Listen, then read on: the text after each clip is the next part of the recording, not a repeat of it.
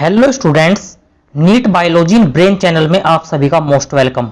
और आज हम बात करेंगे स्ट्रक्चर ऑर्गेनाइजेशन इन एनिमल्स की। अपने कॉकरोच की मॉर्फोलॉजी को आज हम डिस्कस करेंगे। कॉकरोच की मॉर्फोलॉजी का ये लेक्चर नंबर 7 का पार्ट सेकंड है। ये क्या है? ये पार्ट सेकंड है। पहले लेक्चर में हम इसके मॉर्फोलॉजी के क्या क्या डिस्कस कर चुके हैं।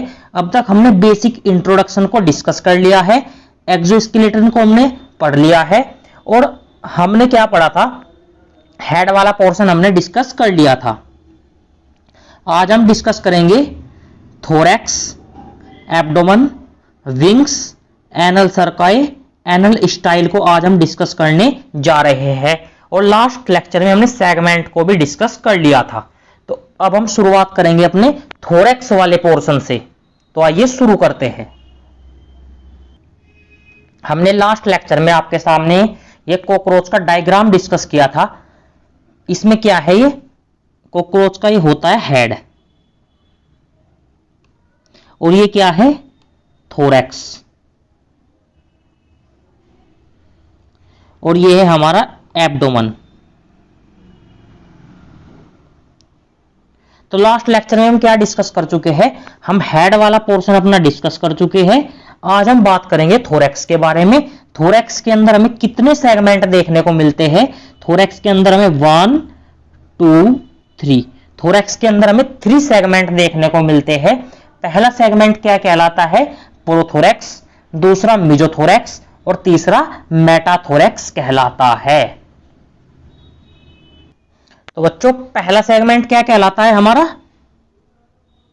फर्स्ट सेगमेंट को कहते हैं हम प्रोथोरैक्स।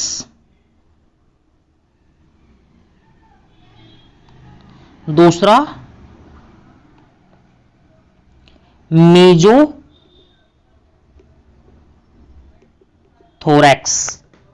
और लास्ट हमारा जो तीसरा सेगमेंट है उसे बोलते हैं हम मेटाथोरैक्स। इसे बोलते हैं हम मेटाथोरैक्स बोलते हैं इसको। तो हमने क्या डिस्कस किया, हमारे पास थोरैक्स के अंदर कितने सेगमेंट देखने को मिलते हैं? थोरैक्स के अंदर हमें 3 सेगमेंट्स देखने को मिलते हैं। 1 2 3 सेगमेंट्स हमें देखने को मिलते हैं। पहला सेगमेंट होता है प्रोथोरैक्स,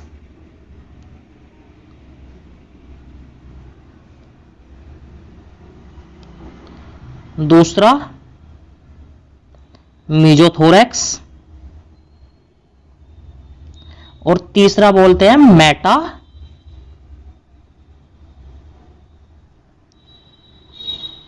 तीसरा सेगमेंट होता है हमारा मेटाथोरैक्स। अब इसके अंदर हमें तीनों सेगमेंट्स के अंदर हमें लेग्स देखने को मिलते हैं। क्या देखने को मिलते हैं? लेग्स। तीनों सेगमेंट्स के अंदर हमें दो क्या देखने को मिलते हैं? लेग्स देखने को मिलते हैं। तो कितने लेग्स हो गए टोटल? इसमें 6 लेग्स हमें देखने को मिलते हैं। कहां देखने को मिलते हैं? थोरैक्स के अंदर हमें 6 लेग्स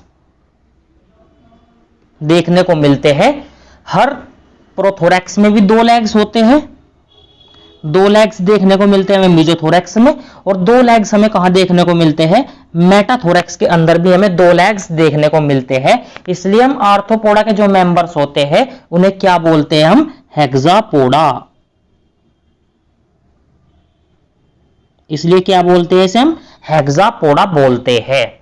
अब बात करते हैं हम थोरैक्स के, हमने जो लेग्स होती है सेगमेंट्स, 3 सेगमेंट्स होते हैं, हमने डिस्कस कर लिया है। अब हम बात करेंगे विंग्स के बारे में कि कॉकरोच के अंदर विंग्स किस प्रकार के होते हैं और कहां-कहां में विंग्स देखने को मिलते हैं, कहां विंग्स देखने को नहीं मिलते हैं।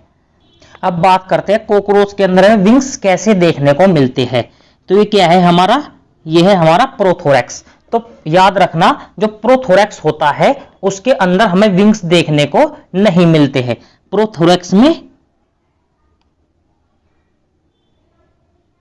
प्रोथोरैक्स के अंदर हमें कोई भी विंग्स देखने को नहीं मिलते हैं।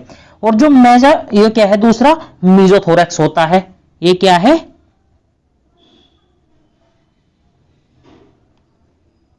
मेसोथोरैक्स। मेसोथोरैक्स के अंदर हमें विंग्स देखने को मिलते हैं और इन विंग्स को हम क्या बोलते हैं? इन विंग्स को बोलते हैं फोर विंग्स। इन विंग्स को बोलते हैं फोर विंग्स। और ये विंग्स कैसे होते हैं? ये विंग्स होते हैं हमारे, ये विंग्स कैसे होते हैं हमारे?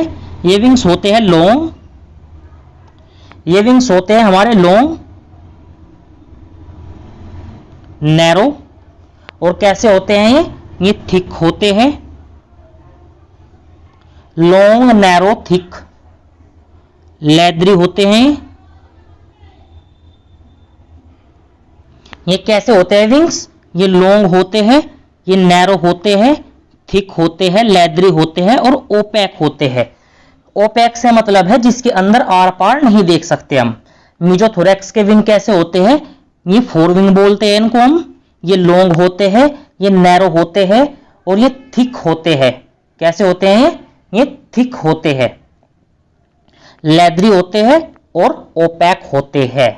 और इनका क्या होता है? इनका फ्लाइट में कोई यूज नहीं होता, मींस इनका उड़ने में यूज नहीं होता है, क्योंकि एक थिक है तो इसलिए इनका उड़ने के अंदर यूज नहीं होता है। अब बात करते हैं जो हमारे ये विंग्स है, ये कहां से निकल रहे हैं? ये विंग है हमारे मेटाथोरेसिक विंग।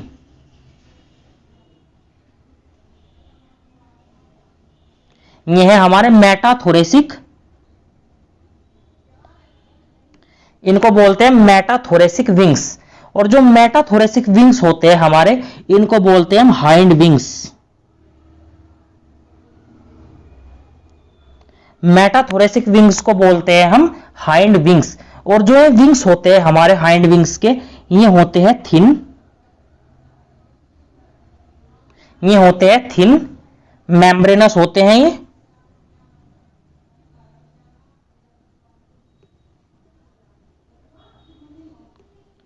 ये थिन होते हैं, मेम्ब्रेनस होते हैं और ये शॉर्ट होते हैं। थिन होते हैं, मेम्ब्रेनस होते हैं और शॉर्ट होते हैं। इन विंग्स का यूज हम कहां करते हैं? इन विंग्स का यूज करते हैं हम फ्लाइट के लिए। जो विंग्स उड़ने के लिए यूज की जाती है वे होते हैं हमारे हाइंड विंग्स। और एक टर्मिनोलॉजी और डिस्कस करते हैं हम, जो हमारे मीजोथोरेसिक के विंग होते हैं, जो हमारे मीजोथोरेसिक विंग होते हैं, इन्हें बोलते हैं हम टैगमिना।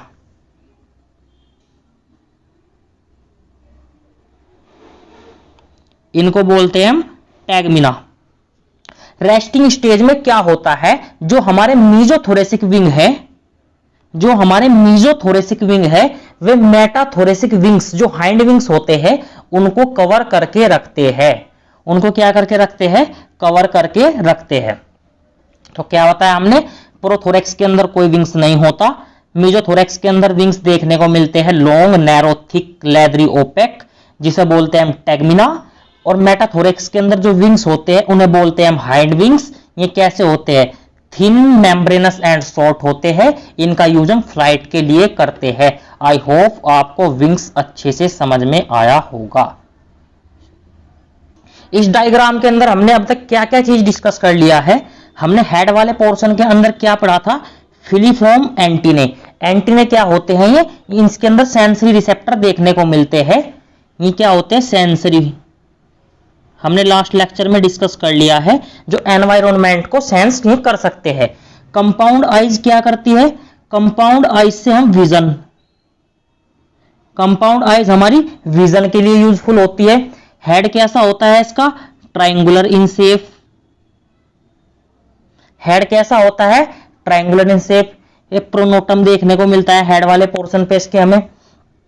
इसके बाद ये प्रोनोटम को प्रोथोरैक्स की जगह, प्रोथोरैक्स, और ये क्या है हमारा? मीजोथोरैक्स। Prothorax, mesothorax, metathorax. और इन तीनों के अंदर क्या देखने को मिल रही है हमें? हमने बताया था डायग्राम की हेल्प से ऐसे आपको, प्रोथोरैक्स, मीजोथोरैक्स, प्रोथोरैक्स, मीजोथोरैक्स और मेटाथोरैक्स। तीनों के अंदर क्या देखने को मिलती है? लेग्स देखने को मिलती है। तो इस डायग्राम के अंदर भी हमें क्या दिखाया हुआ है? ये प्रोथोरैक्स, मीजोथोरैक्स, मेटाथोरैक्स के अंदर जो लेग्स है ये दिखाई हुई है। इसके बाद हमारा क्या है? हमने बताया था आपको विंग्स कहां से निकलते हैं, जो मीजोथोरैक्स होते हैं उससे जो विंग्स निकलते हैं वे लॉन्ग होते हैं, नैरो होते हैं, थिक लेदरी ओपेक होते हैं, उन्हें टैगमिना बोलते हैं। और ये क्या है, जो हमारे मेटाथोरैक्स से निकलते हैं, ये कहां से निकलते हैं, ये मेटाथोरैक्स से निकलते हैं। ये टैगमिना कहां से निकलते हैं, ये मीजोथोरैक्स से निकलते हैं। अब हम क्या पढ़ेंगे इसके बाद, हमने पढ़ लिया हमारा, अब इसके बाद पढ़ेंगे हम एब्डोमन, एनल सर्काई या एनल सर्काई, एनल स्टाइल के बारे में हम पढ़ेंगे। बट उससे पहले हमने जो पढ़ा, अभी हमने पढ़ा थोरैक्स एंड विंग्स के बारे में, तो जो इसकी एनसीईआरटी पोर्शन है वो हम डिस्कस करते हैं। हमने जो अभी इसका माउथ पार्ट पढ़ा उसके अंदर हमने थोरैक्स एंड विंग्स के बारे में पढ़ा, उसका जो एनसीईआरटी पोर्शन है अब हम डिस्कस करने जा रहे हैं। द माउथ पार्ट, फिगर 7.15 भी हम देख चुके हैं। The thorax consist of 3 parts, prothorax, mesothorax and metathorax, बात कर चुके हैं। कितने सेगमेंट होते हैं, 3 सेगमेंट होते हैं थोरैक्स के अंदर। प्रोथोरैक्स पहला है इसके अंदर प्रोथोरैक्स, दूसरा है इसके अंदर मीजोथोरैक्स, और तीसरा है इसके अंदर मेटाथोरैक्स। तीसरा सेगमेंट कौन सा है, metathorax. Head is connected with thorax, head is connected with thorax by a short extension of prothorax known as neck. जो हेड हमारा थोरैक्स से कनेक्टेड होता है वो एक शॉर्ट एक्सटेंशन होता है प्रोथोरैक्स का, जिसे हम क्या बोलते हैं, नेक बोलते हैं, गर्दन इसकी बोलते हैं हम।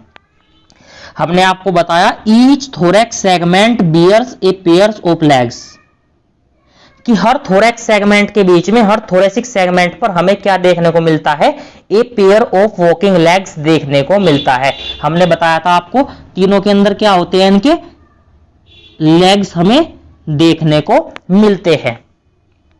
The first pair of legs arise from mesothorax, हमने बताया आपको कि पहला पेयर जो विंग्स का होता है, इसके बाद हमने विंग्स को डिस्कस किया।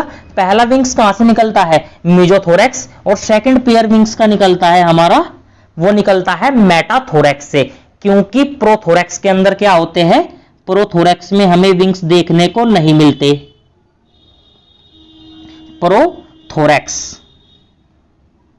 प्रोथोरैक्स के अंदर हमें विंग्स देखने को नहीं मिलते हैं, तो इसलिए पहला विंग जो निकलता है वो मीजोथोरैक्स से निकलता है, और दूसरा विंग कहां से निकलता है, मेटाथोरैक्स से निकलता है।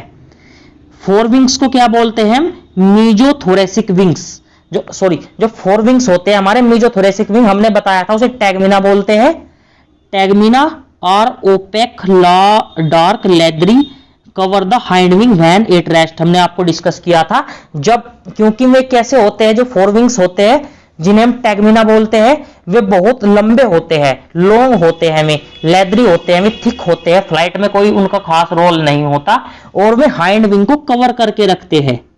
Cover the hind wing when it rest, में हाइंड विंग को कवर करके रखते हैं जब वे रेस्टिंग स्टेज में होते हैं। और जो हाइंड विंग होते हैं हमारे, hind wing are rest transparent membranous and used in flight, हम डिस्कस आपके सामने कर चुके हैं कि जो हाइंड विंग्स होते हैं हमारे वो ट्रांसपेरेंट होते हैं, वे थिन होते हैं, हमने डिस्कस कर लिया, ट्रांसपेरेंट होते हैं, थिन होते हैं। ओपेक इसके अंदर क्या है, ओपेक वो होता है जिसके अंदर हम आर पार नहीं देख सकते, बट जो हाइंड विंग्स होते हैं ट्रांसपेरेंट होते हैं, उनके आर पार हम देख सकते हैं, वे मेम्ब्रेनस होते हैं। और इनका यूज हम कहां करते हैं, इनका यूज करते हैं हम फ्लाइट में, मतलब फ्लाइट मींस उड़ने के अंदर हम इनका यूज करते हैं। आई होप आपको जो माउथ पार्ट है थोरैक्स और विंग्स, इसका आपको अच्छे से समझ में आया होगा। अब डिस्कस क्या करेंगे हम, इसके बाद डिस्कस इसका जो एब्डोमेन वाला पोर्शन है उसे डिस्कस करने जा रहे हैं। जो कॉकरोच का एब्डोमेन होता है इसे बोलते हैं हम एब्डोमेन।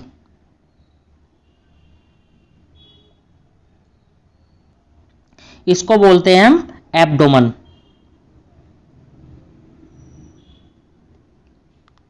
और जो एब्डोमेन होता है हमारा, ये एब्डोमेन के अंदर में कितने सेगमेंट देखने को मिलते हैं, एब्डोमेन के अंदर हमें 10 सेगमेंट देखने को मिलते हैं। एब्डोमेन के अंदर में कितने सेगमेंट देखने को मिलते हैं? 10 सेगमेंट देखने को मिलते हैं। जो हमारा एडल्ट कॉकरोच होता है उसकी बात कर रहे हैं हम। एडल्ट कॉकरोच जो होता है, जो एडल्ट कॉकरोच होता है उसके अंदर हमें 10 सेगमेंट देखने को मिलता है। बट जो एम्ब्रियो की अगर बात करें तो एम्ब्रियो के अंदर कितने सेगमेंट देखने को मिलते हैं? एम्ब्रियो के अंदर हमें 11 सेगमेंट देखने को मिलते हैं, जो कि एडल्ट स्टेज में कितने हो जाते हैं? एडल्ट स्टेज में 10 सेगमेंट रह जाते हैं। अब हम, और जो ये एब्डोमेन होता है हमारा, ये मेल एंड फीमेल दोनों के अंदर देखने को मिलता है। मेल के अंदर भी देखने को मिलता है ये, और फीमेल कॉकरोच के अंदर, मेल कॉकरोच के अंदर भी एब्डोमेन देखने को मिलता है और फीमेल कॉकरोच के अंदर भी हमें एब्डोमेन देखने को मिलता है। आई होप आपको ये क्लियर हो रहा होगा। अब बात करते हैं हम जेनाइटियल पाउच के बारे में। अब बात करते हैं हम जेनाइटियल पाउच के बारे में। जेनेटियल पाउच के बारे में, ये मेल और फीमेल जेनेटियल पाउच हमें दोनों के अंदर देखने को मिलते हैं। मेल एंड फीमेल दोनों के अंदर हमें जेनाइटियल पाउच हमें देखने को मिलते हैं। जो मेल होता है उसके अंदर हमें कहां देखने को मिलते हैं? ये मेल के अंदर हमें देखने को मिलते हैं नाइन्थ एंड 10th ट्रगा पे हमें देखने को मिलते हैं। 9th एंड 10th ट्रगा पर हमें ये देखने को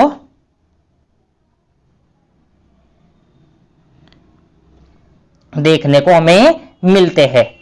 और फीमेल के लास्ट लेक्चर में हम आपको डिस्कस कर चुके हैं कि ट्रगा क्या होता है, स्टर्नम क्या होता है, स्टर्नाइट्स क्या होता है, सब कुछ हम लास्ट लेक्चर में डिस्कस कर चुके हैं। और फीमेल के अंदर ये कहां होता है? फीमेल के अंदर जो जेनाइटियल पाउच हमें देखने को मिलते हैं वो 7th, 8th, 9th स्टर्नम पर हमें देखने को मिलते हैं।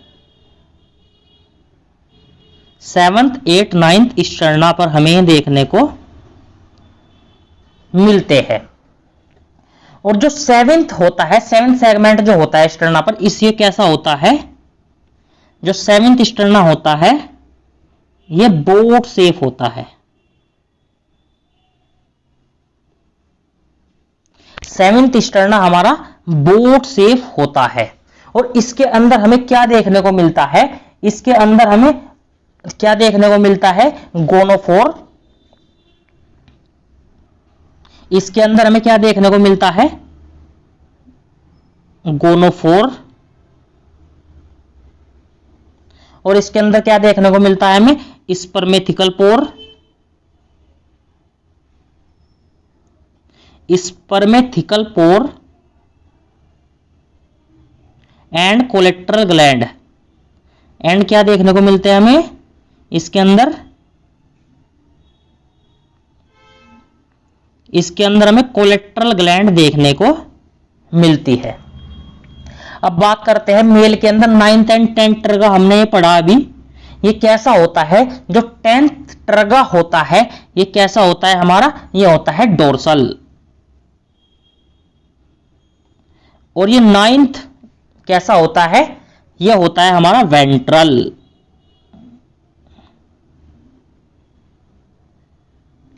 आई होप आपको क्लियर हो रहा होगा। जो जेनाइटियल पाउच होता है इसके अंदर हमें मेल फीमेल दोनों के अंदर देखने को मिलता है। और मेल के अंदर 9th एंड 10th ट्रगा पर होता है ये, और फीमेल के अंदर कहां पे होता है? फीमेल के अंदर होता है 7th, 8th, 9th स्टर्ना पर। और इसके अंदर हमें क्या देखने को मिलता है? जो 7th स्टर्नम होता है वो बोट शेप होता है। और इसके अंदर हमें गोनोफोर, स्पर्मेथिकल पोर,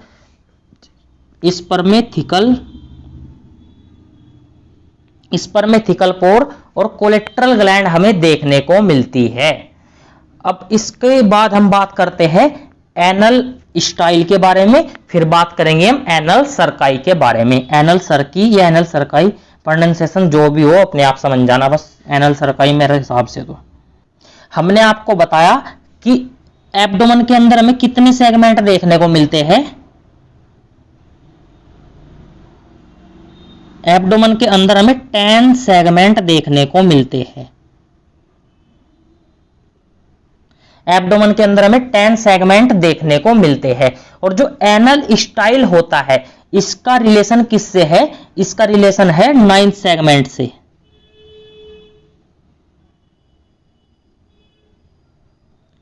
नाइन्थ सेगमेंट पर हमें क्या देखने को मिलता है? Anal style.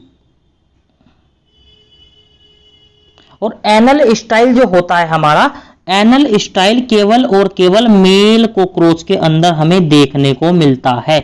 इसका यूज क्या है? इसका यूज है हमारा कॉकरोच के अंदर जो कोपुलेशन होता है इनका, जो कॉकरोच कोपुलेशन करते हैं उसके अंदर इसका यूज होता है। एनल स्टाइल का यूज कहां होता है? कोपुलेशन के अंदर यूज होता है। हमने एनल स्टाइल, और जो एनल स्टाइल होता है वो फीमेल कॉकरोच के अंदर नहीं होता। जो फीमेल कॉकरोच होती है,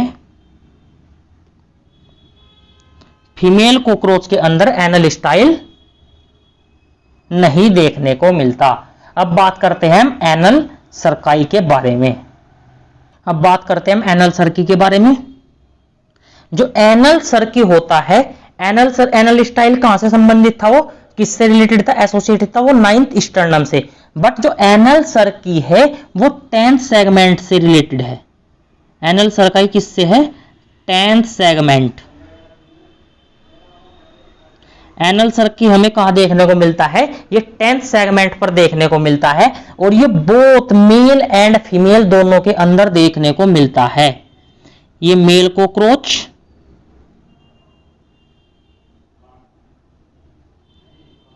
ये मेल कॉकरोच एंड फीमेल,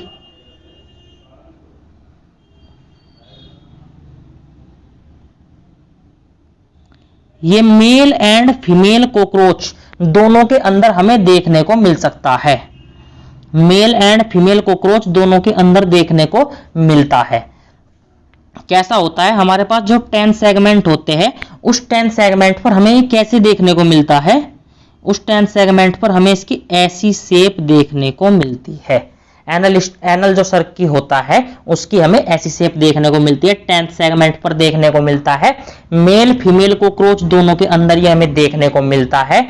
और शेप कैसी होती है? ऐसी इसकी है। 10th सेगमेंट की हम बात कर रहे हैं। कितने सेगमेंट होते हैं टोटल? 10 सेगमेंट होते हैं। उस 10 सेगमेंट पर हमें एनल सर्की देखने को मिलता है। अब इसका जो एनसीईआरटी पोर्शन है, हमने क्या पढ़ा? एब्डोमेन पढ़ा, फिर इसके बाद हमने जेनाइटियल पाउच पढ़ा। जेनाइटियल पाउच पढ़ने के बाद हमने एनल स्टाइल पढ़ा। एनल स्टाइल के बाद हमने क्या पढ़ा? इसके बाद सबसे पहले हमने क्या पढ़ा? एब्डोमेन। एब्डोमेन के बाद पढ़ा हमने जेनाइटियल पाउच। जेनाइटियल पाउच के बाद हमने क्या पढ़ा था? Anal style. और एनल स्टाइल के बाद हमने क्या पढ़ा? एनल स्टाइल के बाद पढ़ा हमने एनल सर्की। एनल सर्की के बाद क्या पढ़ा हमने? एनल सर्की के बाद हमने बस यहीं तक ही पढ़ा, इसके बाद नहीं पढ़ा।